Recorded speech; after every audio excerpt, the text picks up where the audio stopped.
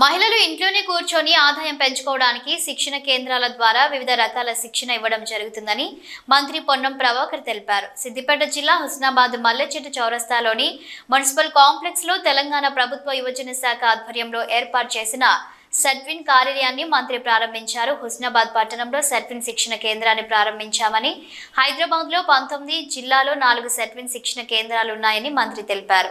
ఈ శిక్షణ కేంద్రంలో కుట్టు machine, beautician, computer lab, MS office, అకౌంటెంట్లలో శిక్షణ ఇవ్వడం జరుగుతుందన్నారు.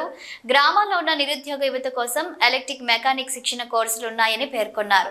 శిక్షణ తీసుకున్న వారికి ఉద్యోగాలు ఇచ్చే బాధ్యత తమదని, ప్రతి మహిళ ఏదో ఒక పథకం ద్వారా లబ్ధి పొందాలన్నారు. విదేశాలకు వెళ్లి ఉద్యోగాలు చేసుకునే నర్స్, డ్రైవర్, వంట మనిషి లాంటి ఉద్యోగాల కోసం అధికారికంగా టామ్కామ్ ద్వారా క్యాంప్ ఏర్పాటు చేస్తున్నామని వెల్లడించారు.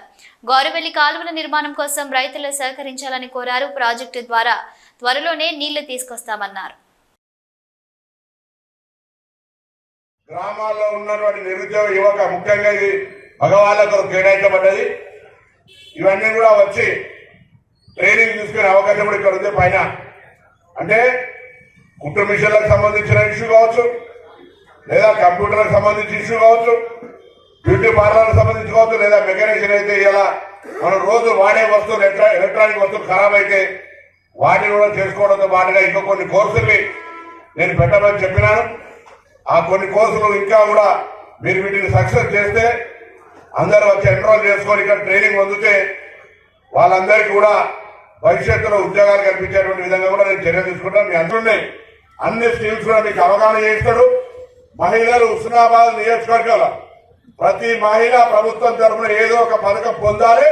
దానికి సంబంధించి ఆయనే, నేను, మీరు ఇక్కడ మొత్తం ప్రజలందరూ కూడా రాజకీయాలకు అతీతంగా మనం ఈ బాధ్యత నిర్వహించాలని సందర్భంగా కోరుతాను.